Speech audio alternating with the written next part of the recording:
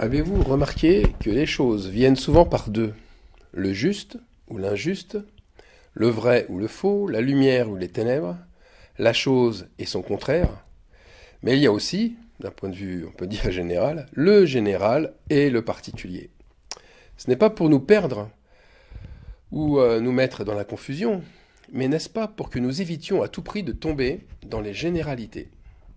Avec la généralisation, on juge, on condamne, on brûle un peuple pensant qu'il est méprisable, et on porte au nu ceux qui ont l'apparence de la gloire. La généralisation empêche de se poser des questions. Elle conforte les meilleurs à se réfugier vers une théorie qui évince les moins bons, et bien sûr qui finira par enterrer la vérité. Un exemple de généralité chrétienne. Un croyant en bonne santé dira d'un autre qui est tombé malade: Ah, sa maladie prouve une chose, qu'il subit les conséquences de ses fautes, il a récolté ce qu'il a semé.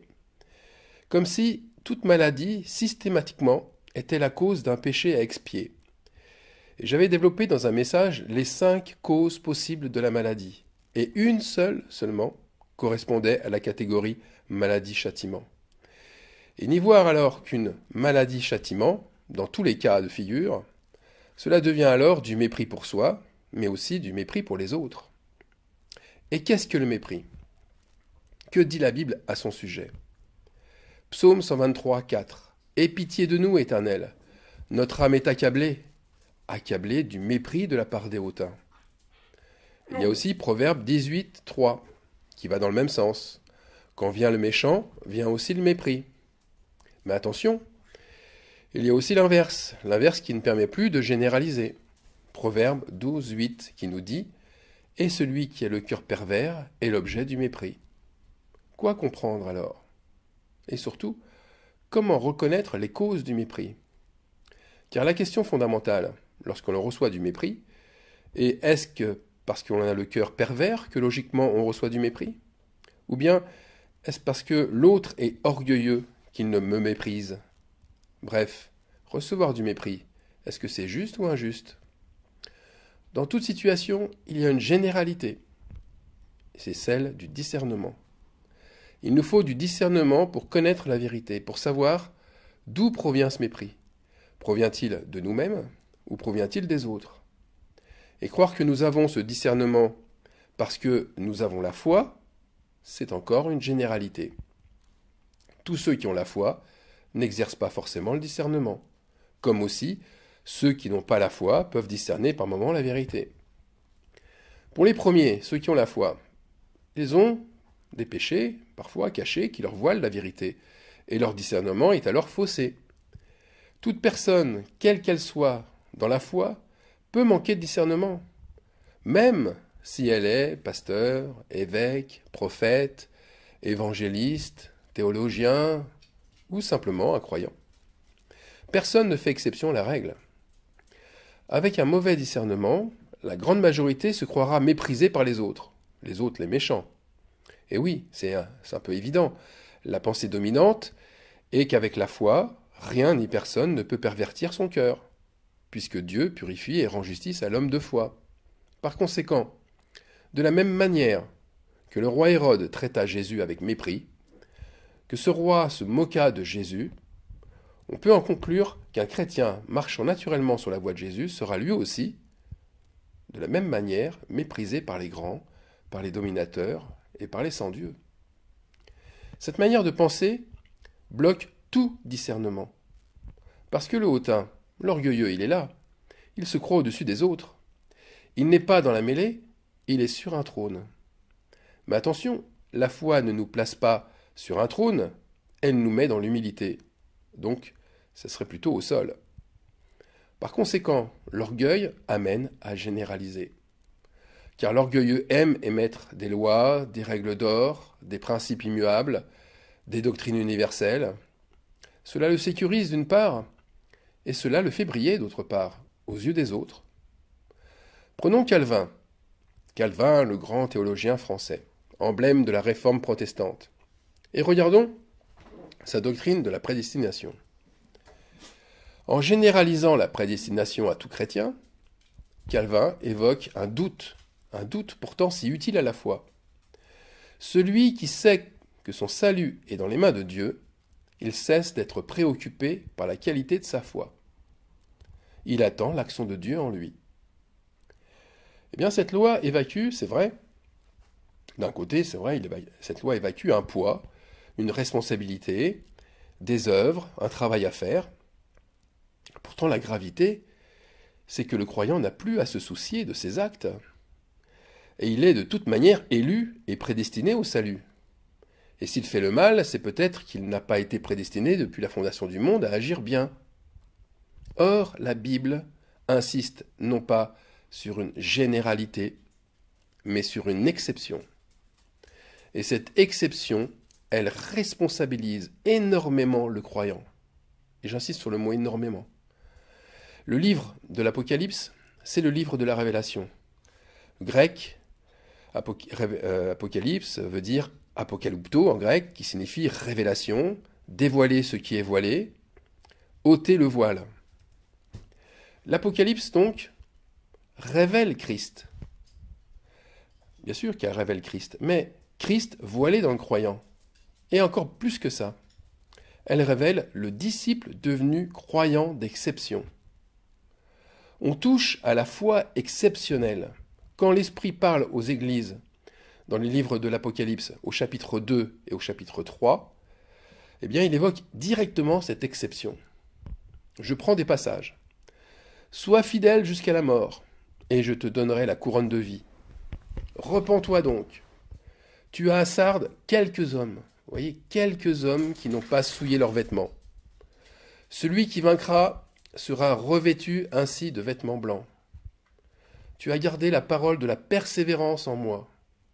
Celui qui vaincra, je ferai de lui une colonne dans le temple de mon Dieu, et il n'en sortira pas. » Vous voyez, l'Esprit qui parle aux églises remplace le mot prédestination par celui de persévérance, de fidélité. Et il ne parle pas de ceux qui auront vaincu, mais de celui qui aura vaincu. Celui qui est visé en particulier est marqué personnellement. C'est le témoin fidèle et véritable que nous devons être, nous et nous seuls. Il y a en fait une récompense, une bénédiction spéciale pour celle ou celui qui devient l'exception à la règle, en n'ayant pas souillé ses vêtements, en ayant persévéré dans la sainteté. Attention, on ne parle pas ici de salut, on parle de récompense liée au caractère exceptionnel du croyant. Je reprends encore des passages de l'Apocalypse, dans les chapitres 3, dans les chapitres 2. « Celui qui vaincra, je donnerai à manger de l'arbre de vie. Il n'aura pas à souffrir la seconde mort. Je lui donnerai de la manne cachée, et je lui donnerai un caillou blanc. Et sur ce caillou est écrit un nom nouveau que personne ne connaît, si ce n'est celui qui le reçoit. Et je lui donnerai autorité sur les nations, et je lui donnerai l'étoile du matin. Je n'effacerai point son nom du livre de vie, et je confesserai son nom devant mon Père et devant ses anges.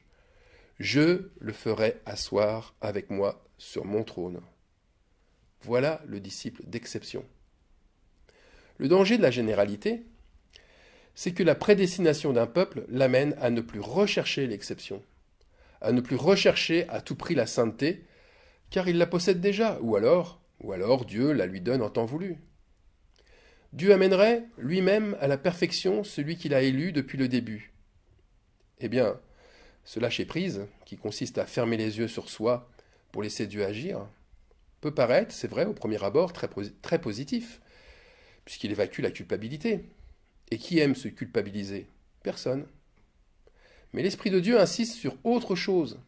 Et au verset 9 du chapitre 3, l'Esprit dit « Moi, je reprends, et je châtie tout ce que j'aime. Aie donc du zèle et repens-toi. » Ce n'est pas un lâcher-prise que veut nous donner l'Esprit, mais un zèle ardent. Un zèle, c'est un empressement à faire les choses. Or, le lâcher-prise, ici, nous rend lymphatique. Et il évacue le fait de se sentir repris et châtié.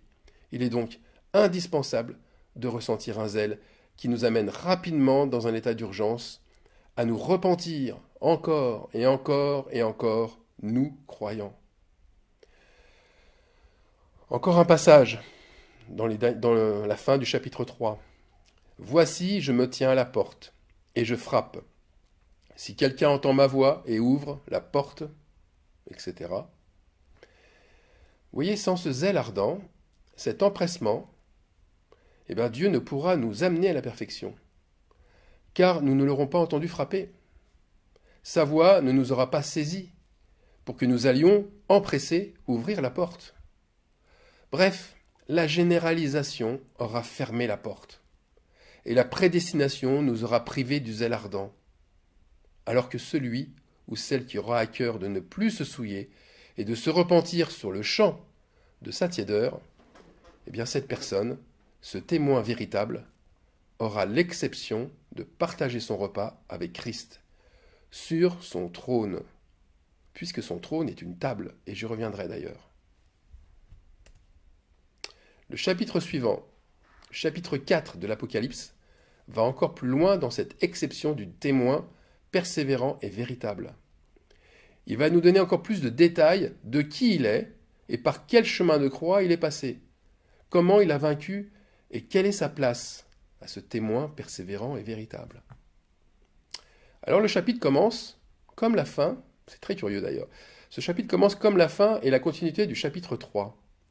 Une porte a été ouverte dans le ciel. Et je vous rappelle, chapitre 3, c'était celui qui ouvre la porte. Et là, une porte a été ouverte. On devine que quelqu'un a ouvert la porte pour que Christ entre pour partager son trône, comme on partage un repas avec lui. Et voici, il y avait un trône. Là, je continue, chapitre 4. Et voici, il y avait un trône dans le ciel, et sur ce trône, quelqu'un était assis. Alors, avant d'aller plus loin, la généralité pousse la grande majorité à y voir Dieu en personne, ou son Fils Jésus-Christ. Or, Dieu est invisible. Il est esprit, et Jésus-Christ n'a laissé de lui que son Esprit Saint, rien d'autre. Alors, où trouver Dieu? Est-il limité à un élément matériel? Il est dans le souffle du vent, qui se voit, et qui ne se voit qu'à travers le mouvement des feuilles. On ne sait d'où il vient, et on ne sait où il va. Donc, on parle encore là d'une exception, mais d'une exception humaine assis sur le trône. Premier indice. Je continue dans le chapitre 4 de l'Apocalypse. Celui qui était assis avait l'aspect d'une pierre de jaspe et de sardoine, et le trône était environné d'un arc-en-ciel semblable à de l'émeraude. La pierre précieuse, le jaspe, c'est la première pierre de la Nouvelle Jérusalem. C'est le premier fondement de l'Église. C'est la première onction. Cette pierre, elle a la particularité d'être transparente comme du cristal. Ce témoin de Christ est par conséquent totalement transparent. Il ne cache rien et il est pur, purifié par Christ. La sardoine ensuite, c'est une pierre qui, d'un point de vue étymologique, est issue du perse séred ou du grec sardion, qui signifie pierre rouge foncée. La couleur du sang du sacrifice rouge foncé, c'est aussi un témoignage des œuvres du renoncement du disciple. Nous avons ensuite le trône entouré d'un arc-en-ciel. L'arc-en-ciel, on sait, c'est le signe de la nouvelle alliance faite avec cette couleur émeraude. Et l'émeraude, c'est la pierre de la tribu de Lévi, donc la pierre des vrais Lévites, des sacrificateurs. Aujourd'hui, le disciple accompli, c'est le nouveau Lévite. Il est comme son maître, semblable à de l'émeraude. La résurrection est précieuse comme l'émeraude, et elle sera son signe. J'en parlais d'ailleurs dans un message intitulé « Le 4e jour ». Donc pour résumer, celui qui est assis sur le trône est semblable à Christ. C'est le témoin véritable, persévérant, qui possède sa pureté, sa transparence, son sacrifice. Il est le signe d'une nouvelle alliance, d'un nouveau sacrificateur qui a vaincu la mort par la résurrection. Deuxième indice. On continue au chapitre 4. Autour du trône, je vis 24 trônes.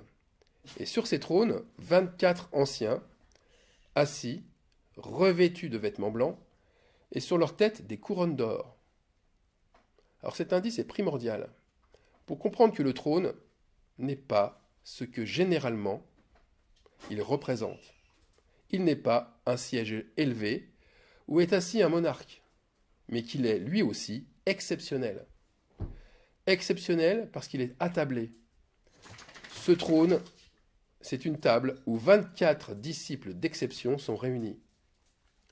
Ils sont anciens par leur persévérance, et ils ont tous leur trône, parce que ce trône ne leur donne pas une supériorité, mais une intégrité identique. C'est celle de Christ en eux, et eux en Christ. Troisième indice. Du trône sortent des éclairs, des voix et des tonnerres. Devant le trône brûlent 7 lampes ardentes qui sont les 7 esprits de Dieu. Lorsque ces 24 disciples d'exception ouvrent leur bouche pour parler, eh bien il sort alors des éclairs, des tonnerres, c'est-à-dire que leurs paroles sont paroles de Dieu. Ils ont le discernement et leur voix influence les circonstances. Elles donnent un nouveau sens aux événements. Leurs voix font que ce qui est dit au ciel arrive sur la terre. Les avertissements célestes prennent alors une forme réelle pour les humains. Et vous l'aurez compris, ces voix agissent comme des anges. Maintenant, devant le trône, eh bien, nous avons devant la table ce chandelier à 7 branches qui éclaire la table et ses convives. Et j'avais fait d'ailleurs un message sur ces 7 esprits de Dieu qui éclairent. Et ces esprits sont les 7 yeux qui éclairent l'âme, l'esprit et le cœur du disciple, et qui le rend totalement en accord avec son Dieu. Quatrième indice. Il y a encore devant le trône comme une mer de verre, semblable à du cristal. Cet indice est lui aussi d'une très grande importance. Quand Dieu rassemble ses enfants, quand il les réintègre à lui, ils ressemblent à l'immensité de la mer, tellement ils sont nombreux. Et c'est le verre de cristal qui les distingue, car ils sont semblables. Ils se ressemblent tous parce qu'ils sont en Christ, et que Christ est en eux, et que rien n'est plus caché. Ils sont purs, et ils ont, par conséquent, la même identité. Cinquième indice. Au milieu du trône et autour du trône, il y a 4 êtres vivants remplis de Dieu, devant et derrière. Les 4 êtres vivants, c'est la persévérance des saints. Actes, chapitre 2, verset 42. Et j'insiste encore et encore sur le mot persévérance, car c'est lui qui donne l'exception. Rappelez-vous, celui qui vaincra, etc., etc. Les disciples d'exception persévèrent dans l'enseignement. Ils persévèrent dans la communion fraternelle. Ils persévèrent dans la fraction du pain, qui est leur sacrifice perpétuel. Et enfin, ils persévèrent dans les prières. Ils ont les yeux qui scrutent tout. Derrière eux, eh bien, ce sont ceux qui ont soif, qui sont dévêtus et qui invoquent la justice divine. Et devant eux, ce sont les jugements de Dieu, sa justice et son amour parfait.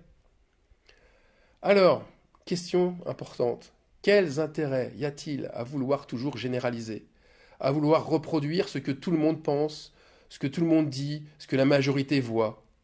L'homme naturel n'est attiré que par ce qu'il convoite et qui lui donne du plaisir. Au final, il ne reproduira que des idoles, des images, et il se prosternera devant elles, croyant servir le Dieu véritable. Alors, ayons le regard de l'aigle, ce regard qui voit plus haut et plus profond.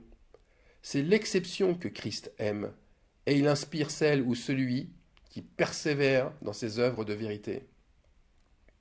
Attention, l'ingrédient principal, celui qui fait qu'il y a constamment la quantité d'huile nécessaire dans chaque lampe de notre chandelier personnel, pour qu'il puisse, ce chandelier, illuminer de jour comme de nuit. Eh bien, cet ingrédient principal, c'est la persévérance. Et ce n'est pas une quelconque prédestination, une quelconque élection faite à l'avance. Soyons donc des croyants d'exception, véritables, transparents comme du cristal, et persévérants, ayant tout vaincu avec Christ. Amen.